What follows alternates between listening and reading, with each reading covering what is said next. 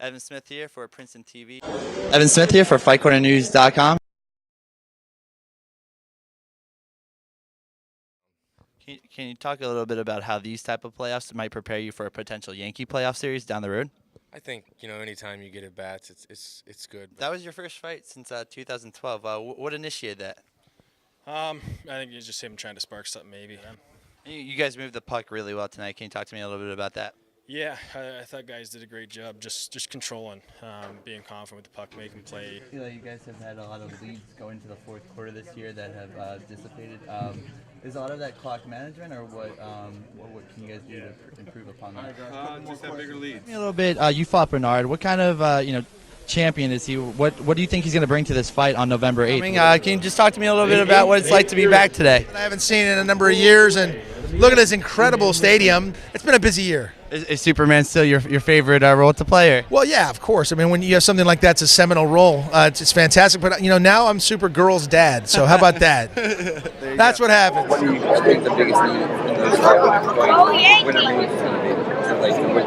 For us, we're going to constantly look at our starting rotation if possible. That's the biggest, I think, focus. I mean, we have CC Sabathia, who's been a tremendous Yankee for quite a long time, and one leaders in that clubhouse and on our field and of that pitching staff. Defense is kind of one of those aspects of baseball that is often overlooked. You're known for your glove at short. How important is that for the defense to make the plays out there? Well, I mean, the famous saying, defense wins championships, and I think that's a huge thing that is overlooked. What were the keys to victory? Big win tonight.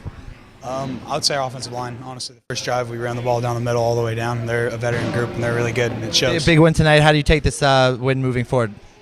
I mean, we just got to keep it going. And you guys had great play on both sides of the ball tonight. Great effort out of your quarterback, Chad Knopf, and just overall, just everyone. Yeah, I thought we executed for the most part really well. So you started game one. Take us through that a little bit. If anything I learned from game one is, I came out and I was trying not to let my emotions run too high. You got caught up in August from Tampa. Just tell me what it's been like so far. Yeah, got called up August 1st from Tampa to Trenton. And actually, there's been talk about maybe Manny coming to New York. I know you've had the last two fights in the last 2 weeks in New York. Do you think maybe Manny would come to New York and maybe at the Garden? Oh, Manny loves to travel. He likes the world. Michael Dukakis, former governor of Massachusetts. Tell us a little bit about how the DNC has been going thus far. I think it's been a great convention. Very important. It seemed that was actually a strategy with the previous election with Mitt Romney. Maybe is that an effective tactic? I think so. And in this case, you've got to assume that there's stuff in those returns that makes them very vulnerable. At the same time, Hillary's got to have a very strong positive message. What the LGBT rights mean to you? LGBT, actually, that bill for me was the greatest thing that happened to me while I was in politics because I learned something about myself. Representative Frank, can you tell us a little bit about the new superdelegate process? Because that's been big in the news lately. Yeah, actually, I have never been in favor of that. I call them ex officio delegates, which is technically what they are, people who are delegates because of another office. I think superdelegates has an elitist connotation. It's irrelevant. But I've never been for them. You talked a little bit about the state of New Jersey. Well, look, New Jersey is an amazing state. Here with Edgar Phillips. He is a delegate from the U.S. Virgin Islands. That's pretty cool. That's pretty unique. Tell us about that. Well, listen, I was a delegate for Barack Obama in 2008. We came back again. I was, run through the election system. On that, I've heard a lot of different arguments about it. Some religious, some non-religious. Where do you stand on that? Well, I certainly think that we ought to help people who are refugees. New Jersey may not have Major League Baseball, but the Double-A Yankees are certainly playing like the Major League team. According to Rangel, that's how you do a proper jab followed by a straight right. Injuries have certainly plagued the Princeton Tigers this season. With the recent loss of DeAndre Atwater and Seth Duvall, the Princeton Tigers will have to compensate for those guys. But Coach Gerace says that if those guys are out, we're just going to have to get the next guy prepared. It has been 37 years since the last Triple Crown winner, and today we witness history as American Pharoah crossed the finish line for Victor Espinosa. Their third time was, in fact, the charm. Here at Arm & Hammer Park today, where we're going to catch up with a few Trenton Thunder players as they make their playoff push late here in the season. The Princeton Tigers will be looking to capture that Ivy League crown this year.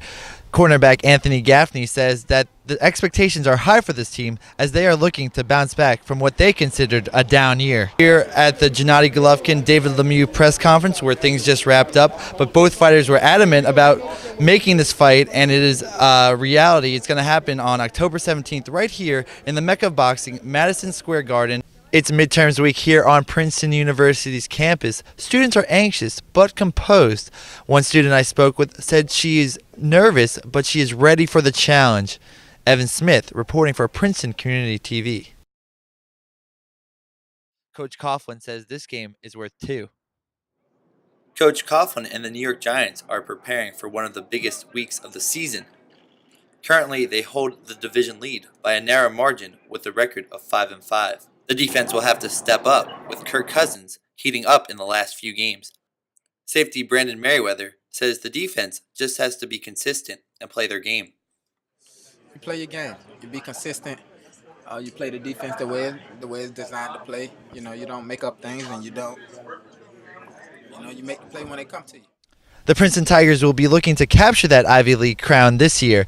Cornerback Anthony Gaffney says that the expectations are high for this team as they are looking to bounce back from what they considered a down year.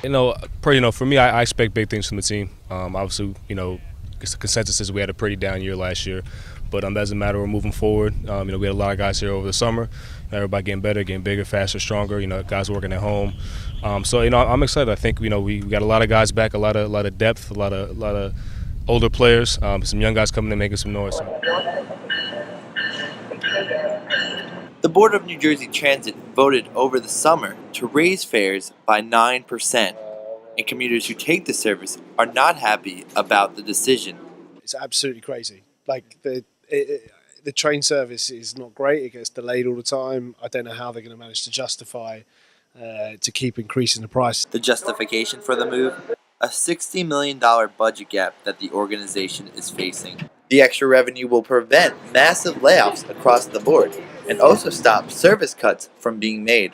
But a lot of riders feel that with the hike in prices, that service problems and infrastructure issues should be more readily addressed. Like you're increasing a fare and your service is like getting worse and worse every day. A lot of maintenance being required. I think the funds required to do the maintenance should be corresponding to the fare hikes. I don't think the services have gotten better, and we have a lot of infrastructure problems on the line. So things like the condition of the tracks, I know they're working on them, but it's taking a long time. People can just expect great music, like energetic. I mean, you can do everything with this album. I mean, you can go to the gym, wherever, because the thing is, it has no vocals. It's all instrumental. So wherever it takes you, let it take you there. And for Escobar, he's already let the music take him everywhere.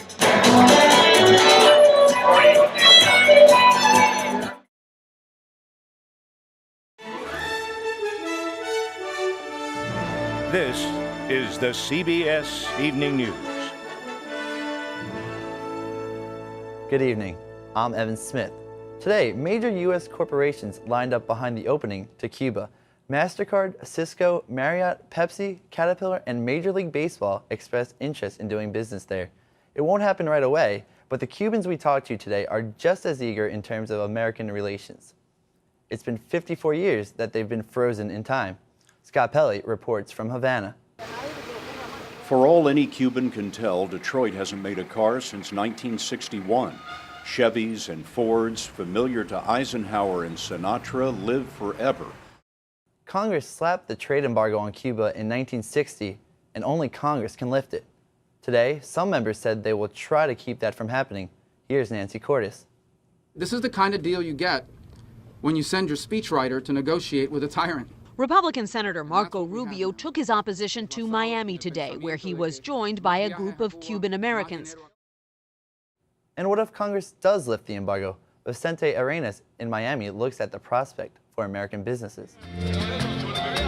For hotel chains, it is considered a game changer. If millions of tourists flock to Cuba, they'll need places. Markets, the Dow was up more than 211, the S&P 21. That puts them in positive territory for the year. A lot of people consider high school and college to be the best years of their lives. So we were surprised that a new survey finds high school seniors aren't having the fun their parents did. Ben Tracy tells us why.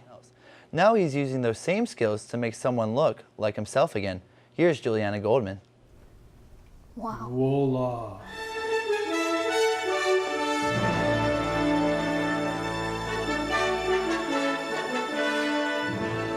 Today, as investigators look for clues to why Andres Lubitz deliberately flew a jetliner into a mountain, they found something else, a note that could have prevented it.